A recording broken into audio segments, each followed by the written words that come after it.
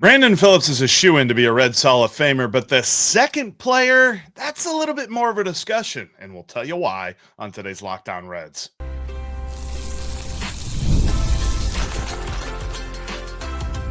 You are Locked On Reds, your daily Cincinnati Reds podcast, part of the Locked On Podcast Network, your team every day.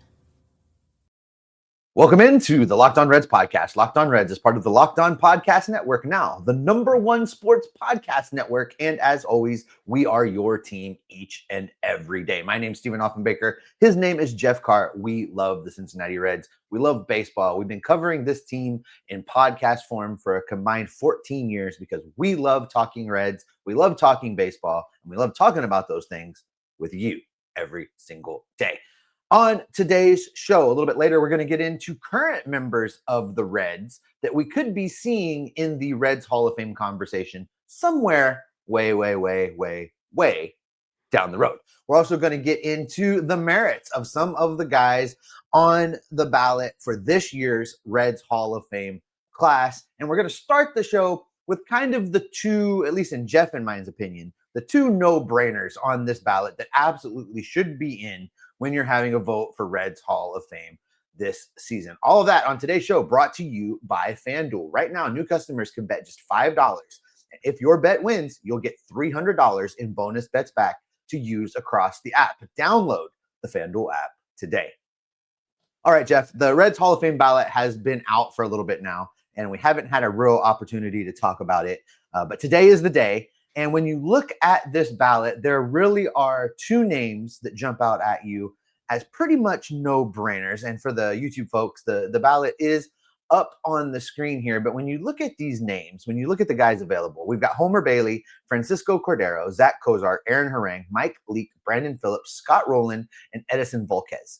And I look at this list, Jeff, and just right out of the gate, number one, no question, look at that smiling face. Brandon Phillips absolutely has to be the #1 vote getter out of this class of Hall of Famers. No doubt whatsoever. That dude is heading to that Reds Hall of Fame really, really soon, because especially out of this group of guys, looking at all of them, his career was the most illustrious as a Cincinnati Red. But we think of like all the different things that he was able to do, and it's really hard for most Reds fans to think past him as far as like one of the best gloves that they've seen as a Reds player, at least in the last, this century, you know, the 24th century, as it were.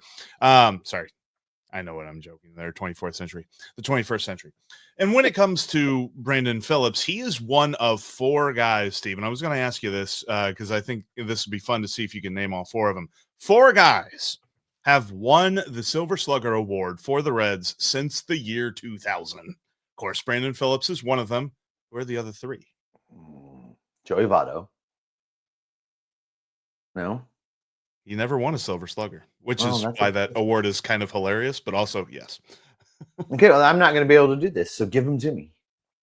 Nick Castellanos was the last one, 2021, of course, playing right field. One guy won it twice, the same year that Brandon Phillips won it in 2011. Jay Bruce won it in 2011 and in 2013. Bruce. And then the guy that we will all remember very, very well and very fondly in 2005, Felipe Lopez, who was famously traded in one of the worst trades I've ever seen the Reds make to get Gary Majeski, Bill Bray, and Royce Clayton. So when I think of Brandon Phillips, I think of him as, yes, he's one of the few guys that have actually won that award, because that meant, for anybody that's forgotten, because quite frankly, Reds players don't win this award enough to really remember it.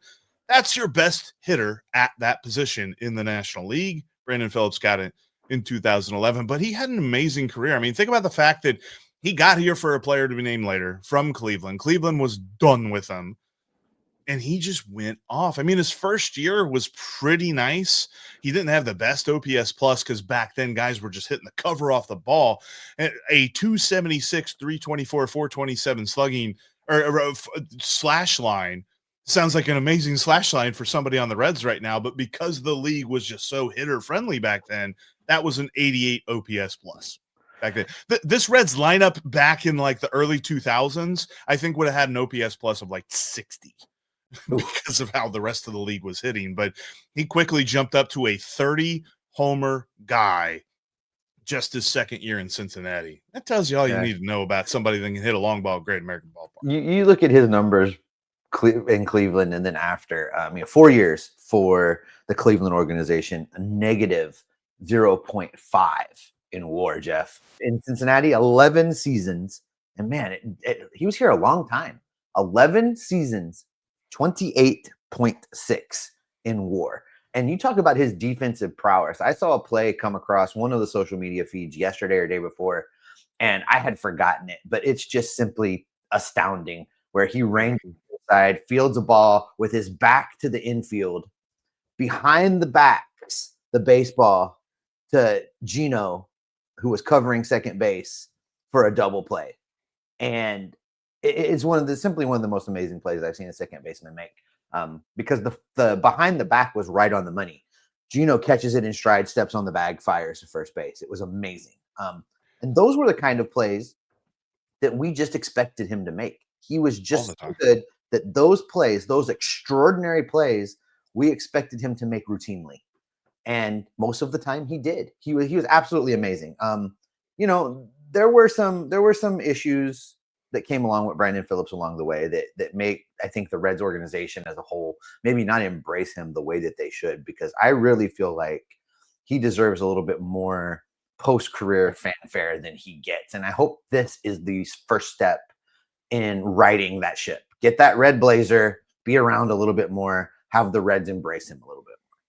I'd love to talk to him just about his career as a whole, because he saw the tail end of Ken Griffey Jr. as a Cincinnati Red, and of course played most of Joey Votto's career, or a good chunk of Joey Votto's career as a Red as well. And so he saw quite a few great performances with the bat and in the field and all that stuff. Of course, he was providing most of them. The second guy, I think that you and I both agree on, but I would hear arguments on, although I'm a little bit biased, I will admit.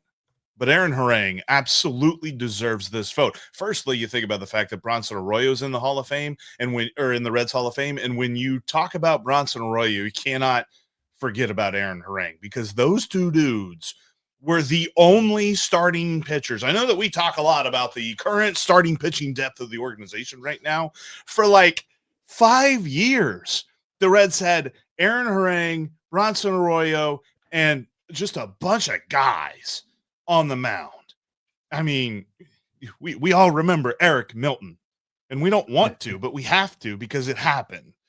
And Aaron Harang was on that same starting staff and did the best that he could to hold it down. He absolutely deserves to be in the Reds Hall of Fame. That's a guy who probably could have won 20 games in multiple different seasons had he had a better bullpen and a little bit better fielding behind him too.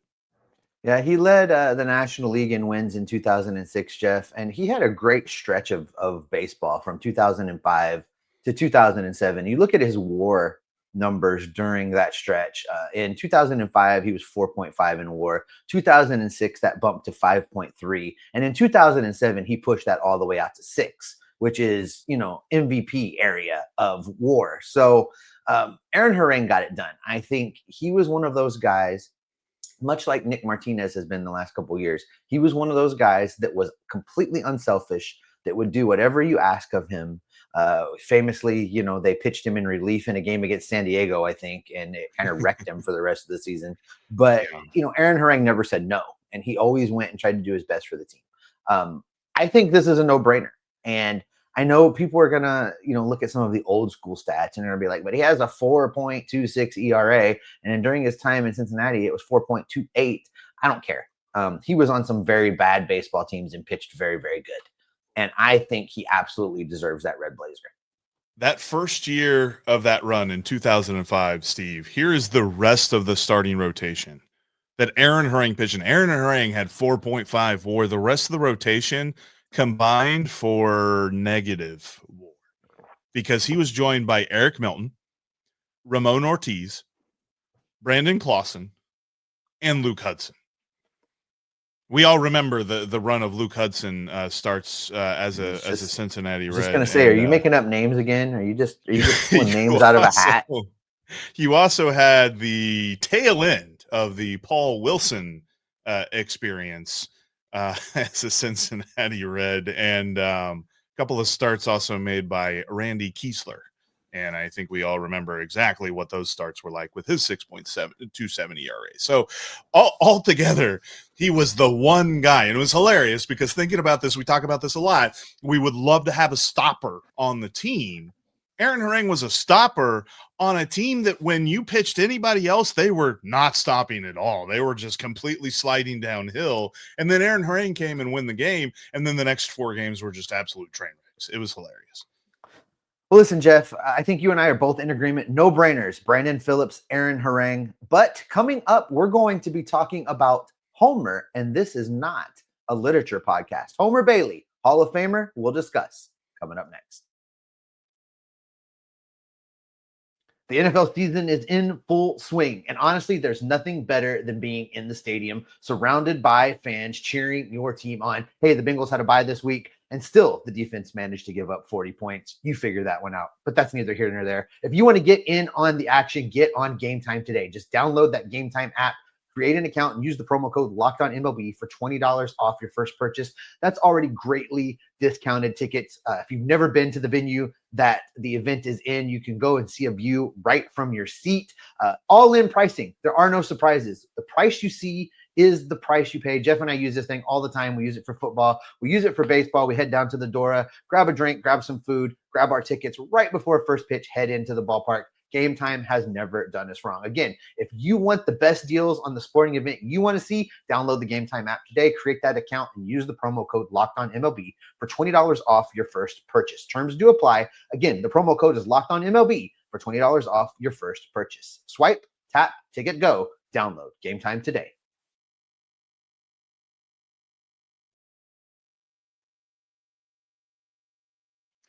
Thanks for making Locked On Reds part of your everyday routine and making us your first listen.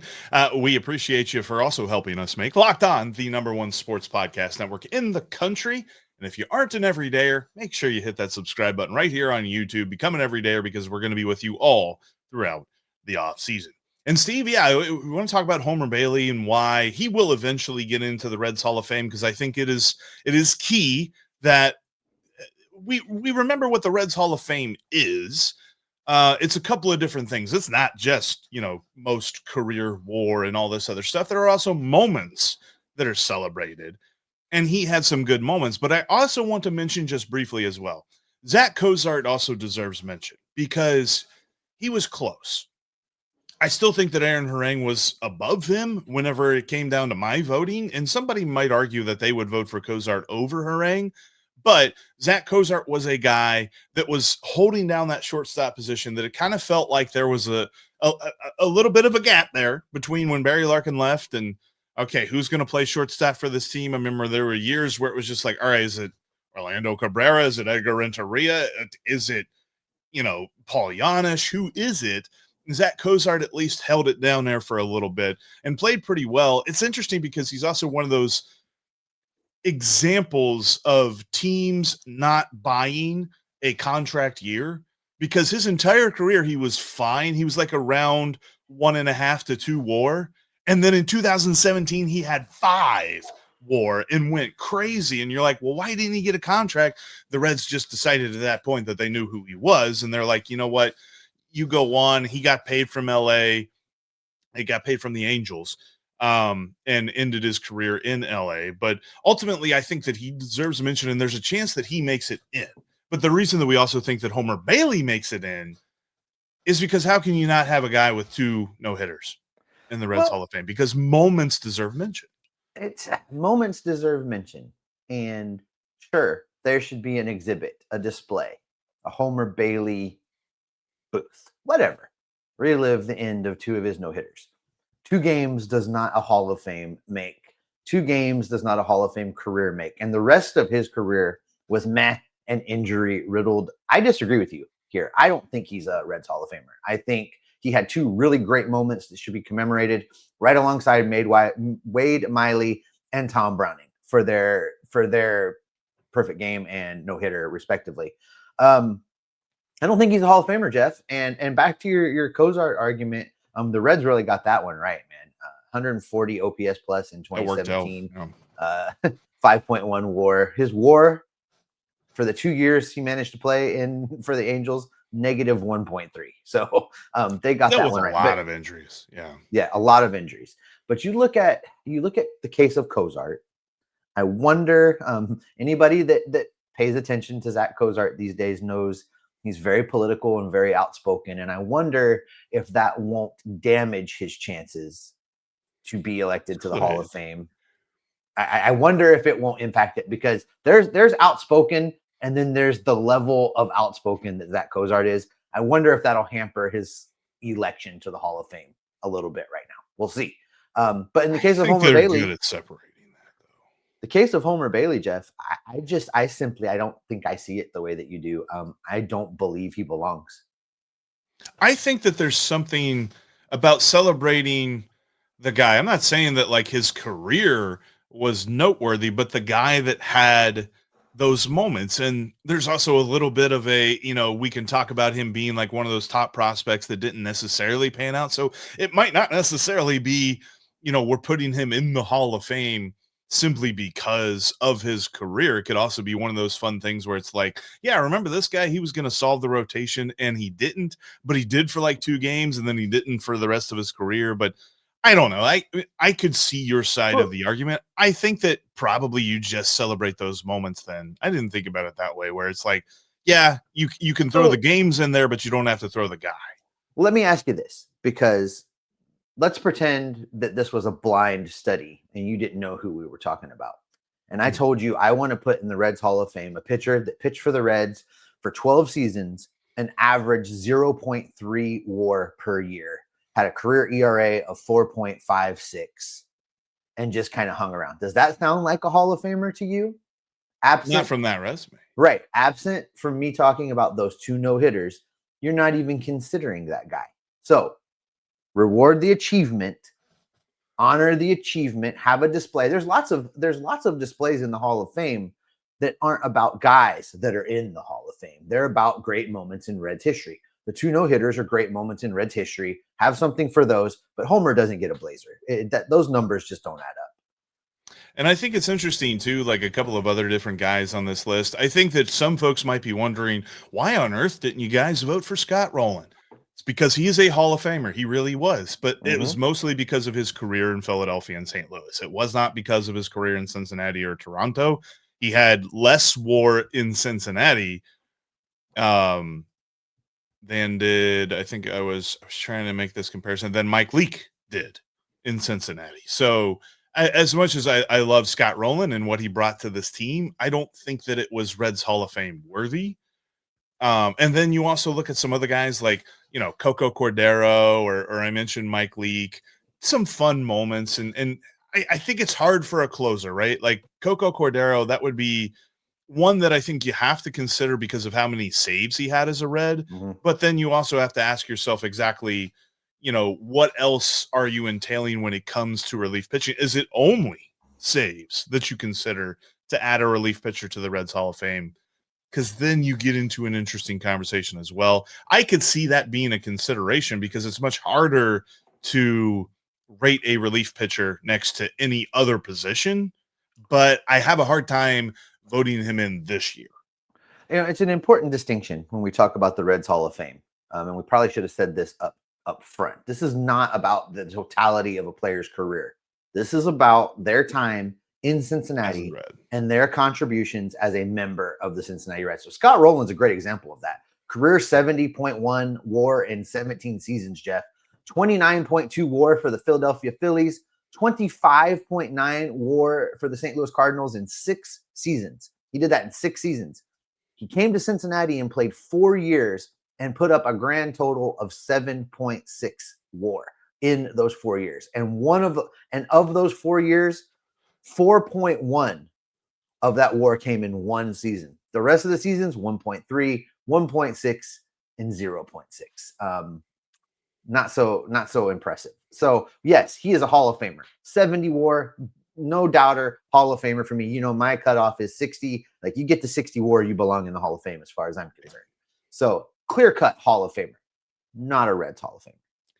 And back to the Cordero thing again, does it make any difference that he's number 2 on the Reds all-time list in saves? No. Well, you know, you're asking a guy that thinks saves is a useless stat. So yeah, we don't love that stat here. It's really about, you know, how you value that stat and how you value what it equates to in performance. At the end of the day, you know, he had a nice little time in Cincinnati, but was it worthy of a ceremony and a blazer and an enshrinement? No, it wasn't. And I just don't see it that way. I didn't look to see who it is, so I don't know off the top of my head, but let's say for a moment the 2 guys we vote for in Brandon Phillips and Aaron Harang get in, and you just remove those guys from this list, and this is the same list next year. Does Coco make it in? I don't think so. We'd be having a very deep dive conversation in does Zach Cozart's politics keep him from being elected, because he's probably the next guy on that list. I don't think it does. I think he would make it. I think he would be the clear cut from the rest of this list, and then it's a conversation between Coco and Mike Leake. So Mike Leake's an interesting case.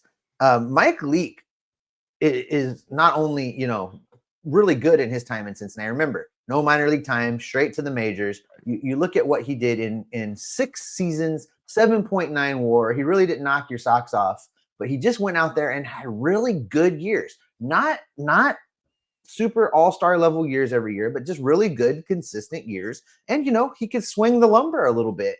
And for a pitcher in that era at that time, that was an extra advantage for the Reds. When he came up, he might be able to get you a hit. He might be able to move the runners along where other pitchers couldn't do that. So he would be an interesting conversation to have based on his numbers during when he was in Cincinnati. Sub-4 ERA in his time with the Reds, Jeff.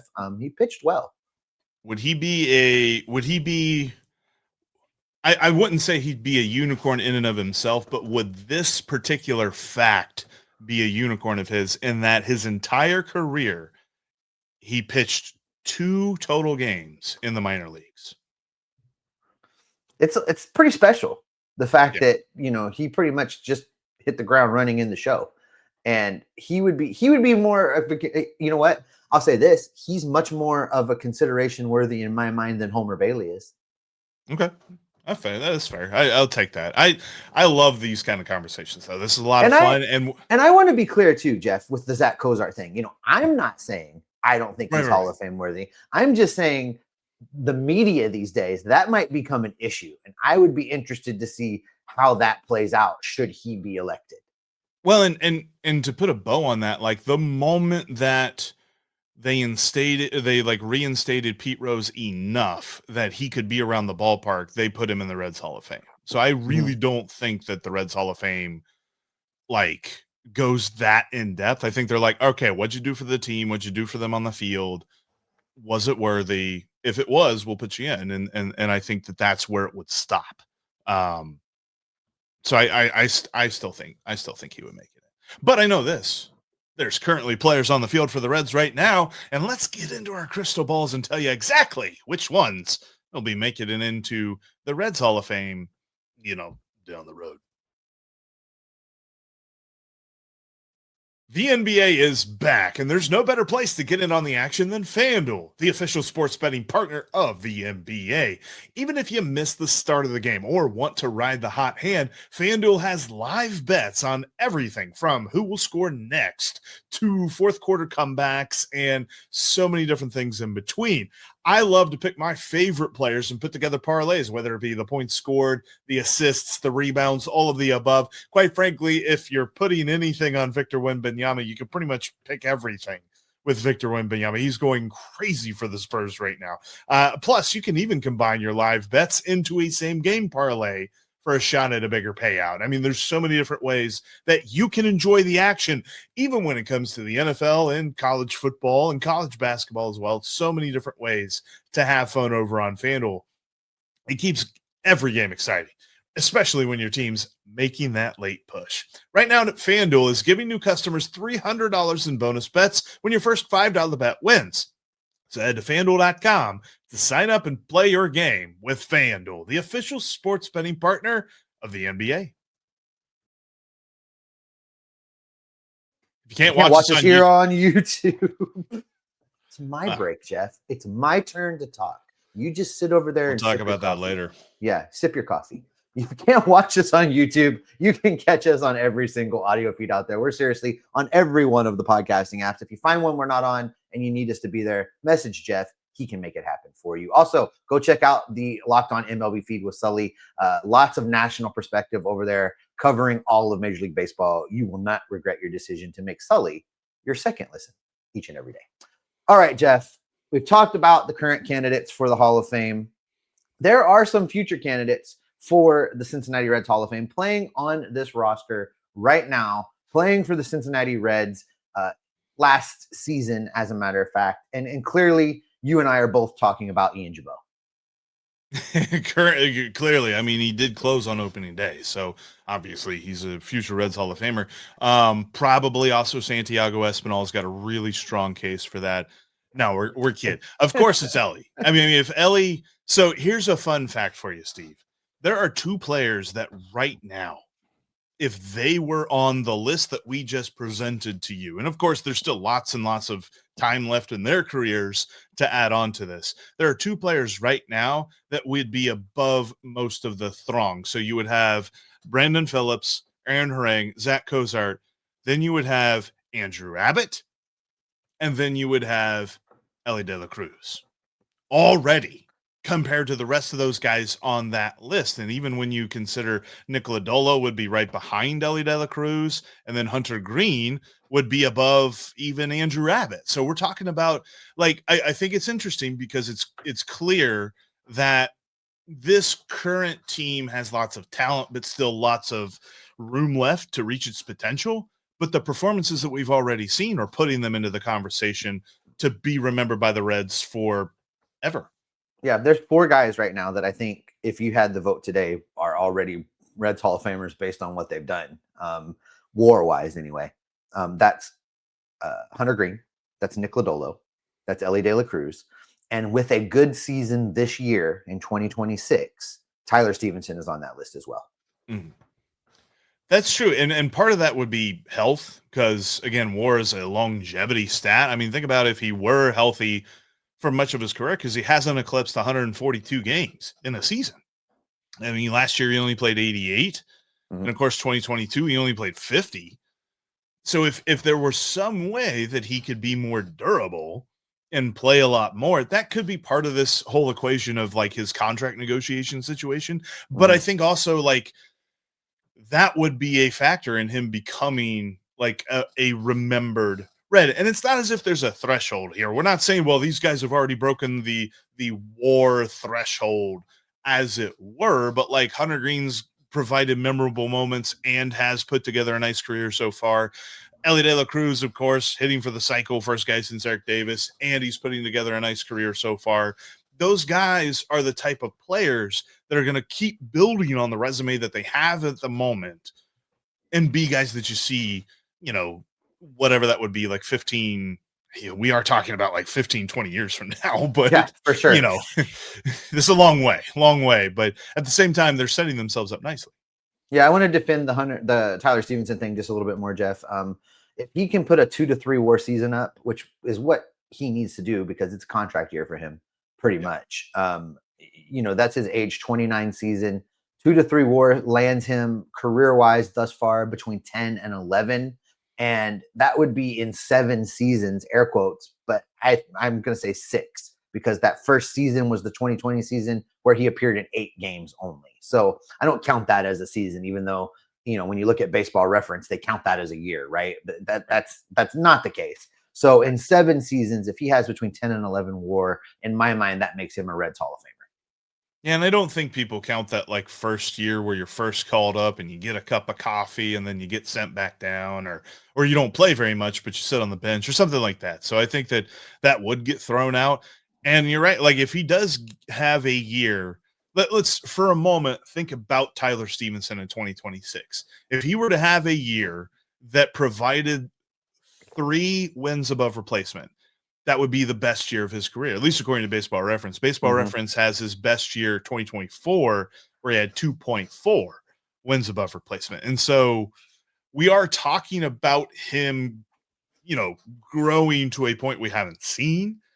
But at the same time, he continues to be that guy that we look at the peripherals where it's like, man, he's hitting the ball hard. He's doing a good job making contact.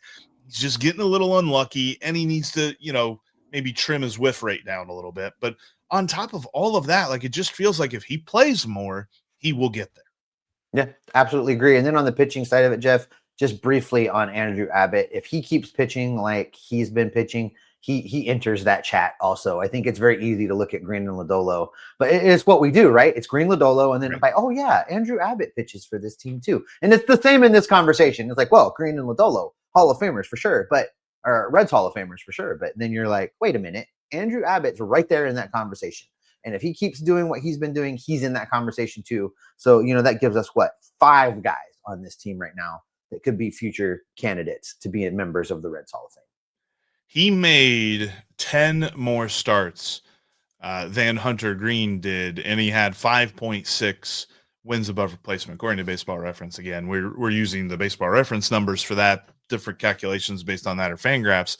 But by any stretch of the imagination, he had the best cumulative season by any Reds pitcher. And it was just, it's really impressive to see what he is doing. And you're right, he's kind of doing it under the radar. And he had a complete game shutout last year. He threw 166 innings. So we're talking about, he could perceivably throw 170 innings next year, maybe even touch 180 if he does a couple of more starts. So he is becoming the reliable guy that we have seen Brady Singer be last year, and then, of course, his career with the Royals. We've always said, man, we would love to see a guy who's just durable and goes out there every 5th day. Andrew Abbott could be that guy, and I think that he's going to be remembered, as long as he continues down this path, he's going to be remembered as one of those dudes for this team that just went out there and did the thing when you need him to. And quite frankly, I feel like that guy's undervalued. Yeah, he's always reminded me of Tom Browning. That is the description that you just gave. That is Tom Browning. And he's always reminded me of Tom Browning, and I see that in him. So I absolutely agree with you. And that, Jeff, is where we're going to wrap up this star-studded Reds Hall of Fame past, present, and future edition of the Locked On Reds podcast. Thanks, as always, for making us your first listen each and every day, and for helping make the Locked On Podcast Network the #1 sports podcasting network around. Thank you guys so very, very much. We'll be back in your feeds tomorrow, gathering up the news, the notes, the information, the rumors, and the reports to keep you locked on Reds every single day.